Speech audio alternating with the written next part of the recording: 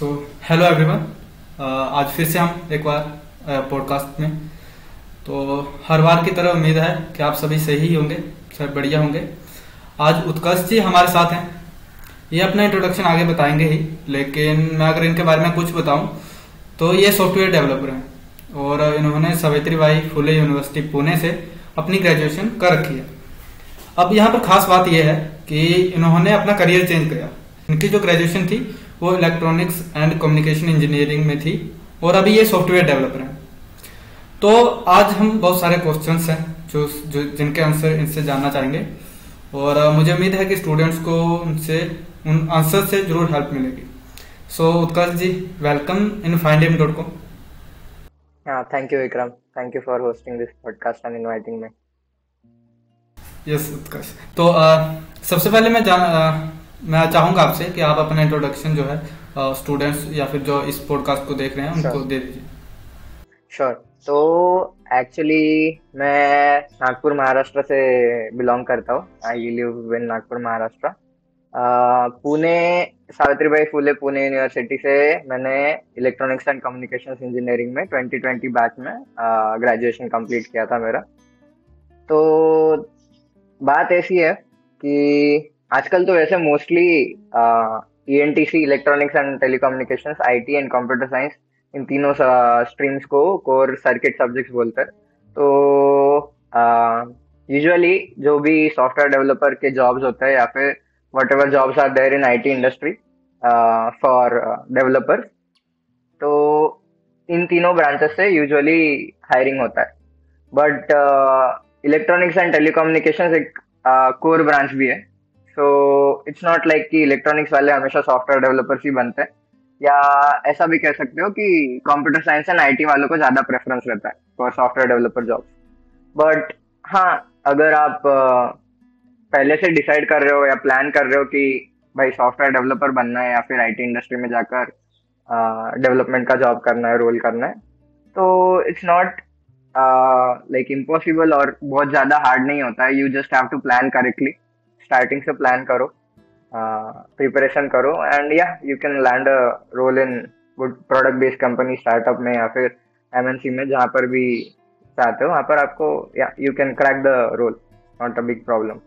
तो या ऐसे ही मैं सेकंड या थर्ड ईयर से प्लान कर रहा था कि भाई सॉफ्टवेयर इंडस्ट्री में जाना है, जहाँ कहीं भी जाना हो सॉफ्टवेयर इंडस्ट्री में जाना है। तो एक्चुअली मेरा जर्नी तो काफी अप्स एंड डाउन्स वाला रहा है। So as I said 2020 batch pass out, हमारा फाइनल ईयर तो कोरोना में निकल गया था। जो फाइनल सेमेस्टर वगैरह था सब कोरोना टाइम में हुआ। तो दैट वाज वन थिंग।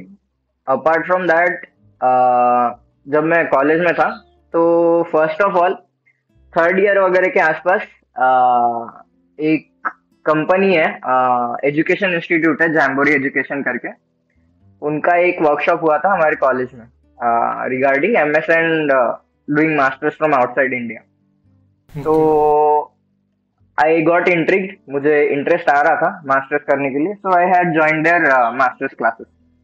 तो जीआरई वगैरह भी क्रैक कर रखा है मैंने। I had 319 score out of 330 in GRE, and जो इंग्लिश का एग्जाम होता है टोफल, उसमें भी I had 104 score, which is like a good score, better than average score. तो हाँ, पहले तो एमएस का प्लानिंग चल रहा था फाइनल ईयर तक कि एमएस करेंगे, बट देन कोरोना आ गया। तो वहां पर भी जॉब रिसेशन हो गया एंड लॉट्स ऑफ कॉम्प्लिकेशंस केम इन। तो इसके चलते फिर एमएस का प्लान ड्रॉप करना पड़ा यार। ठीक है, तो एमएस का प्लान ड्रॉप करके हमने सोचा कुछ 5-6 महीने स्टडी करके, मैंने इसके पहले भी फोर्थ ईयर में गेट अटेम्प्ट कर रखा था फॉर एमटेक। कोई प्रिपरेशन के साथ नहीं किया था, बट ऐसे ही माइंडसेट लेकर गया था कि भाई एग्जाम तो देके रखते, देखते क्या होता है, कहाँ पर स्टैंड करते हैं हम। तो गेट अटेम्प्ट करके रखा था। तो आई न्यू कि कंप्यूटर साइंस सब्जेक्ट में इलेक्ट्रॉनिक्स वाले बंदे को गेट क्रैक करना it's not a big deal. थोड़ा बहुत अच्छे से प्रिपरेशन करो, प्लानिंग करो, you can crack GATE. Okay, तो I attempted GATE as well. IIT Hyderabad में इंटरव्यू भी हुआ था मेरा एमटेक के लिए फॉर कंप्यूटर साइंस, बट कुछ एक्सपीरियंस वाले कैंडिडेट्स थे। जैसे एमटेक में ऐसा होता है यूजुअली कि अगर 2 बंदे इंटरव्यू दे रहे, if someone has a job experience and he is applying for MTech, और अच्छा प्रीमियर इंस्टीट्यूट हो, आईआईटी हैदराबाद वगैरह जैसा, तो they try to prefer the person with experience, experience वाले बंदे को ओके। प्रेफरेंस मिलता है, तो इसके चलते वहां पर सिलेक्शन नहीं हुआ। तो हाँ, then I started looking for off campus jobs. सोचा कि ठीक है, मेरा करिकुलर जो भी स्कोर वगैरह था, सीजीपीए वगैरह था, it was like good from the beginning itself. 9.12 average pointer आया था 10th में से ग्रेजुएशन में। एंड या थोड़ा बहुत कोडिंग वगैरह पर भी मेरा हाथ साफ था इन ग्रेजुएशन इटसेल्फ। तो आई हैड डन पहले से थोड़ा बहुत प्रैक्टिस था कोडिंग का, इसके चलते ऑफ कैंपस जॉब्स अप्लाई करना शुरू किया। एंड या उसके साथ साथ फिर लिंक्डइन वगैरह पर थोड़ा नेटवर्क वगैरह ग्रो किया। इसके साथ अमेजोन में रेफरल मिला मुझे, अमेजोन में HD1 के लिए इंटरव्यू दिया।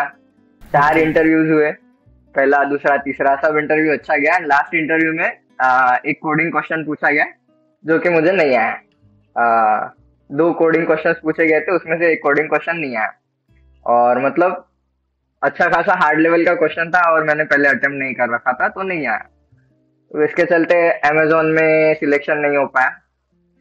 फिर I was just looking out for क्या क्या ऑप्शंस होते हैं, कि जैसे सब लोग करते हैं इंडिया में जुगाड़, कहाँ कहाँ से हम लोग निकाल सकते हैं, जॉब्स के लिए अप्लाई कर सकते हैं। जो भी प्रोडक्ट बेस्ड या अच्छी कंपनीज होती है, स्टार्टअप बेस्ड अच्छे कंपनसेशन वाली वगैरह, वो लोग कहाँ कहाँ से हायर वगैरह करते हैं, ये सब रिसर्च करना शुरू किया। तो हम्म। इसके चलते मुझे एक स्केलर के बारे में पता चला, स्केलर के कोर्स के बारे में। ओके। तो I had join that course. वो कोर्स ज्वाइन करते ही एक्चुअली मेरा कोडिंग का प्रिपरेशन ऑलरेडी पहले से होके था। तो कोर्स ज्वाइन करते ही विद इन 1.5 वीक, उनका तो कुछ हुआ नहीं, सिलेबस कंप्लीट नहीं हुआ, मतलब चालू ही नहीं हुए थे classes, but within 1.5 week मेरे रिज्यूमे पे से मुझे जॉब लग गई थी in a good product based company, job smart technology in Bangalore with good compensation. तो यहाँ से मेरा इंडस्ट्री में as a software engineer experience चालू हुआ। तो सिंस जॉब स्मार्ट टेक्नोलॉजी एक अच्छा कंपनी था, प्रोडक्ट बेस्ड कंपनी था, अराउंड 1 साल का एक्सपीरियंस वगैरह जब होते आया, तो I started receiving messages on LinkedIn कि जो भी नए स्टार्टअप या प्रोडक्ट बेस्ड कंपनीज है, अगर वहां पर ओपनिंग वगैरह रहती है, तो पीपल स्टार्टेड अप्रोचिंग मी कि ऐसा ऐसा ओपनिंग है, would you like to like connect, अगर एक कर सकते हो तो join for a call, we can discuss forward. तो ऐसा करते करते 4-5 लोगों का मैसेज वगैरह आया, ये सब चालू हो गया था।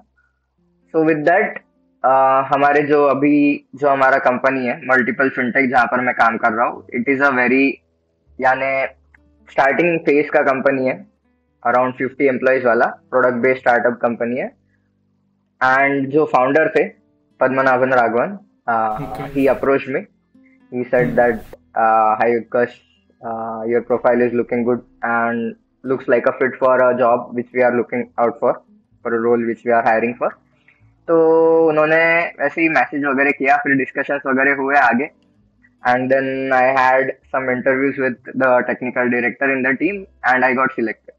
और कंपनी का आइडिया मुझे बहुत अच्छा लगा एक्चुअली, मल्टीपल फिनटेक का। ये कंपनी ऐसा है कि हम लोग एक ऐप डेवलप कर रहे हैं जहाँ पर you try to insist habit of spend vesting in users. तो स्पेंड वेस्टिंग ऐसा एक कंसेप्ट है, ये एक न्यू स्टार्टअप था? कंसेप्ट है जो इंडिया में लाया गया है। हाँ, स्टार्टअप ही है, okay. It is a startup. Okay. तो स्पेंड वेस्टिंग एक ऐसा कंपनी है, न्यू आइडिया लाया गया है इंडिया में, कि अभी जैसे आप जानते होंगे कि करंटली बाय नाउ पे लेटर कंपनीज का बूम चल रहा है इंडिया में। हम्म। ठीक है, बाय नाउ पे लेटर्स, यानी अभी आप खरीद लो, ठीक बाद है। में नो कॉस्ट ईएमआई पर पे करते रहिए जी। 1 साल 1.5 साल तक। हम्म। तो it is not, we are not against that, but ये चीज क्या करता है, एक गलत हैबिट इनहिबिट करता है यूजर्स में, कि they start thinking everything is with in their reach. EMI पर खरीद लो यार, 12 साल में ईएमआई भरते रहेंगे, निकल जाएगा। But which is not a good habit. एक तरह से ये लायबिलिटी बन जाता है यूजर के ऊपर, अगर बहुत सारे ईएमआई अगर लेके रखते हो। और दूसरा चीज होता है कि फाइनेंशियल प्लानिंग को मैसअप कर देता है ये चीज, क्योंकि ईएमआई अवेलेबल है हर चीज के लिए, जो भी खरीदने के लिए। तो we are trying to reduce that from like introducing a new idea, जो हमारा अभी कंपनी काम कर रहा है।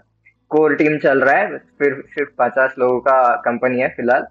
एंड या 15-20 इंजीनियरिंग टीम, उसमें मुझे इनवाइट मिल गया था, तो आई हैव जॉइंड इट। अच्छा कंपनी है, आई एम हैप्पी एंड या very good going until now. Great.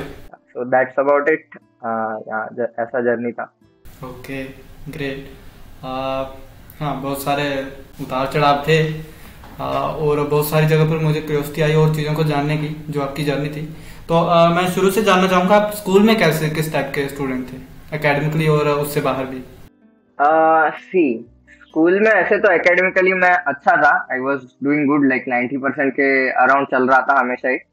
But I won't say कि मैं अच्छा स्टूडेंट था, क्योंकि यार स्कूल एक बहुत छोटा स्टेडियम होता है आपका जो भी एबिलिटीज है उसको जज करने के लिए। अगर आप स्कूल में टॉप भी आ रहे हो, फर्स्ट रैंक भी आ रहे हो, it's not, it doesn't mean कि आप बहुत अच्छे स्टूडेंट हो करके। ऐसा भी हो सकता है कि मे बी कि आपके स्कूल में दूसरे कॉम्पिटिटर कम हो, या फिर ऐसा कुछ हो सकता है। बट स्कूल में जो बंदा 90% स्कोर कर रहा है ना, आई वोंट से कि you should consider your self a very good student. ऐसा समझो, हाँ आप अच्छा कर रहे हो, 90% करना चाहिए, हार्डवर्क कर रहे हो, ठीक है। बट भाई बाहर इंडिया में आपसे भी बहुत अच्छे अच्छे लोग हैं, हमेशा ही रहेंगे। तो you should always be like consider your self average student only and keep working. आपका जो इलेक्ट्रॉनिक्स और कम्युनिकेशन में आपने ज्वाइन किया था, तो उसके उस फील्ड में जाने का ख्याल क्यों आया था आपको उस टाइम पे? तो हाँ, ऐसा है कि 10th स्टैंडर्ड से या 10th स्टैंडर्ड के पहले ही I had interest in electronic gadgets.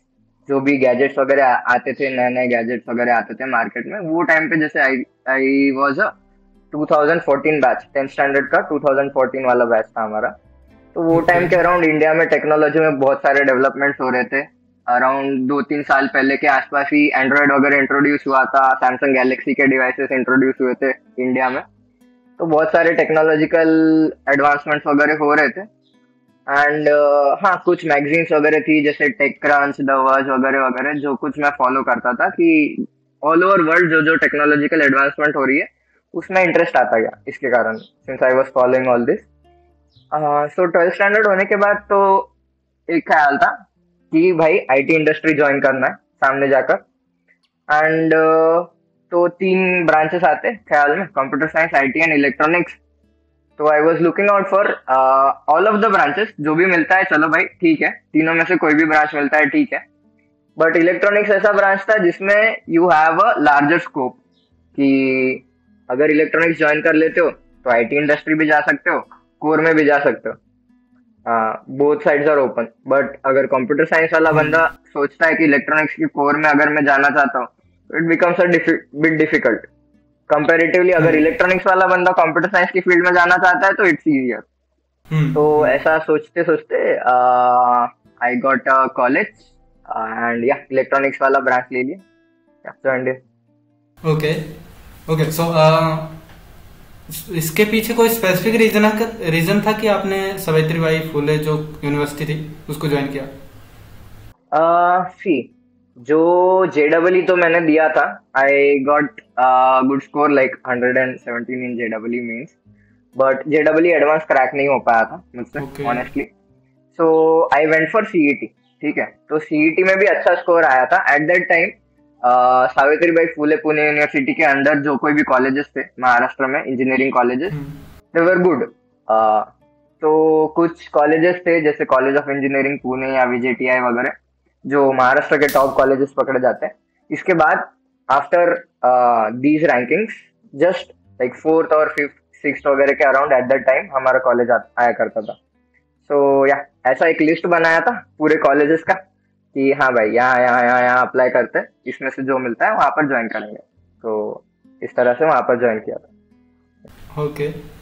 अभी एक लाइन आपने बोली कि उस टाइम पे सावित्रीबाई फुले के जो कॉलेज थे वो अच्छे थे, तो अभी क्या उनका रैंकिंग लो चल रहा है पहले से, परफॉर्मेंस? नहीं, ऐसा नहीं है रैंकिंग लो चल रहा है, ऐसा नहीं है रैंकिंग लो चल रहा है। बट सावित्रीबाई फुले पुणे यूनिवर्सिटी एक बहुत बड़ा यूनिवर्सिटी है, उसके अंदर बहुत सारे कॉलेजेस आते हैं।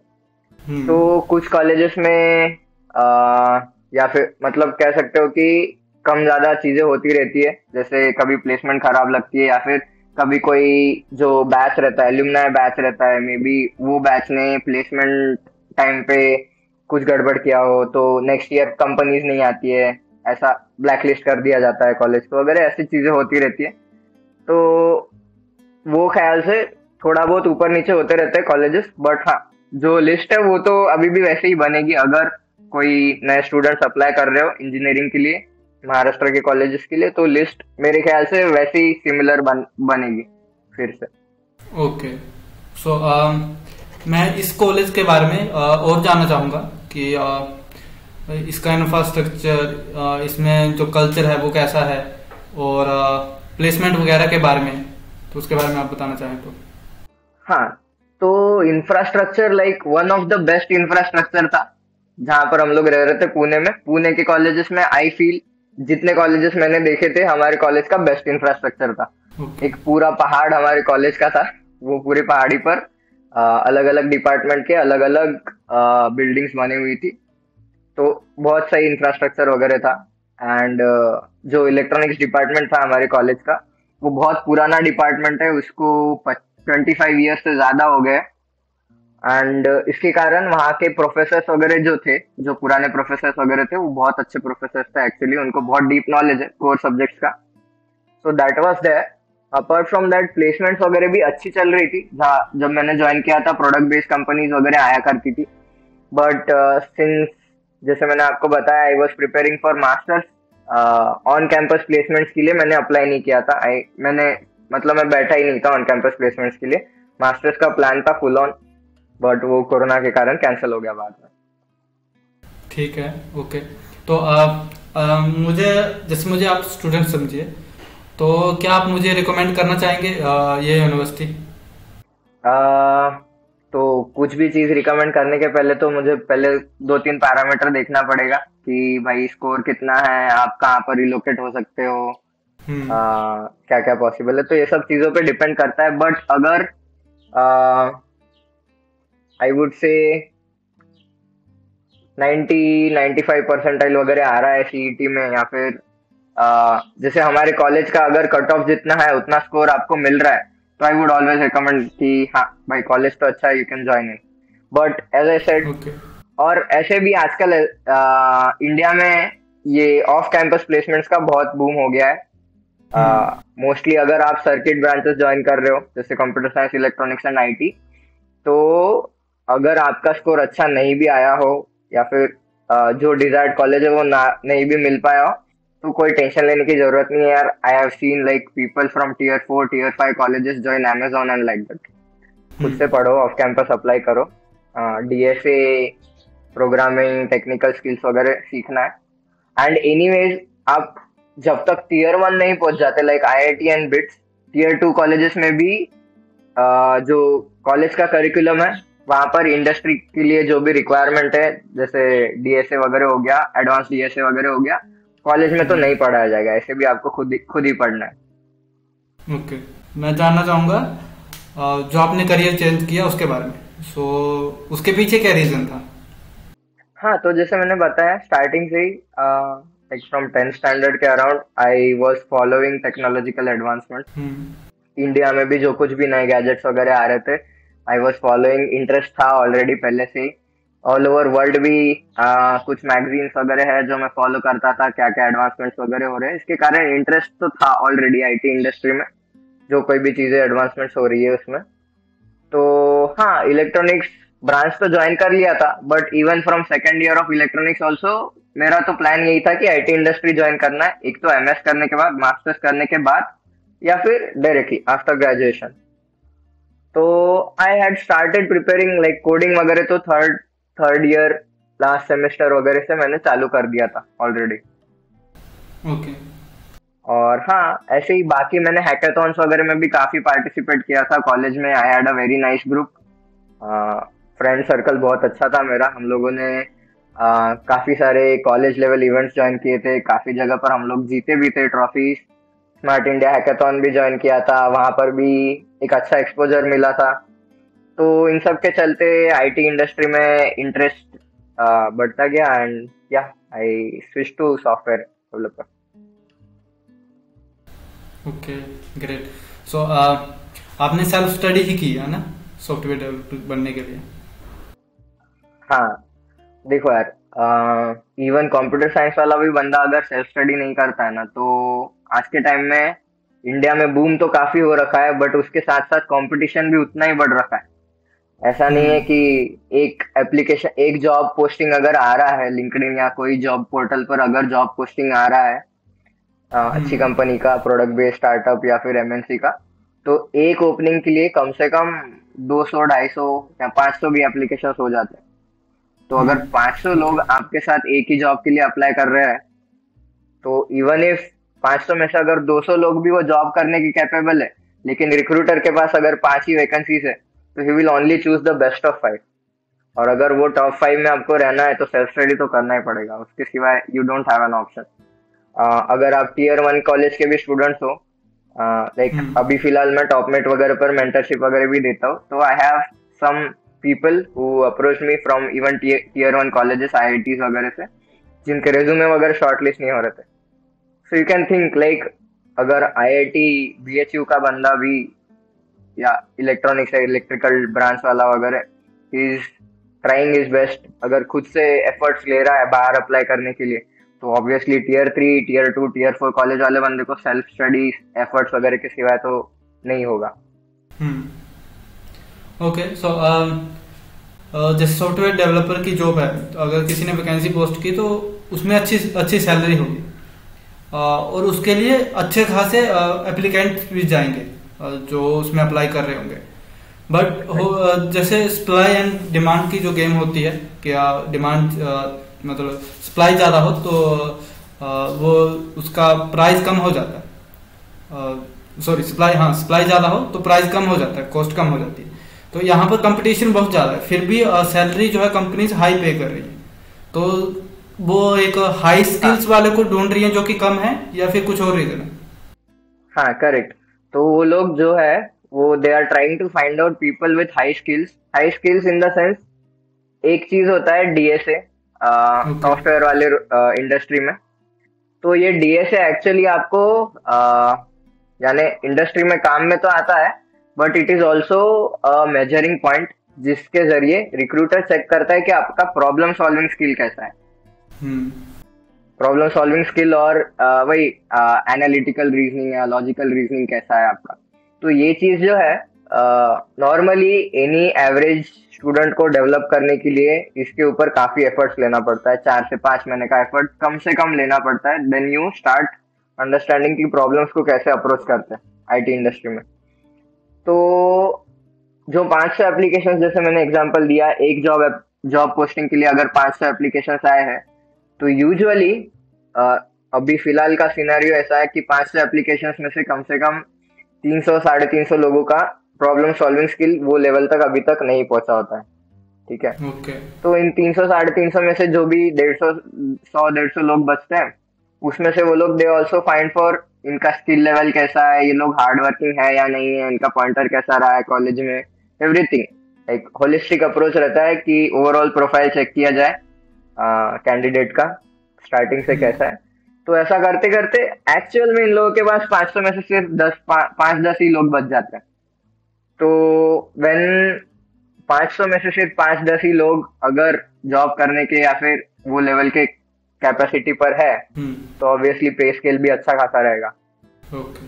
But I am not talking about like service based companies, बाकी भी कंपनीज होती है, टीसीएस, इन्फोसिस, एक्सेंचर, कॉग्निजेंट, इसकी तरह की बहुत सारी सर्विस बेस्ड कंपनीज भी होती है। आई एम नॉट सेइंग कि ये कंपनीज खराब है वगैरह वगैरह, बट यूजुअली इनको मास रिक्रूटर्स कहते हैं। तो these companies usually don't want that much level of skill in a candidate, तो ये लोग हायर कर लेते हैं। अगर 500 लोग आ रहे हैं तो 500 में से 300 लोग हायर कर लेते हैं।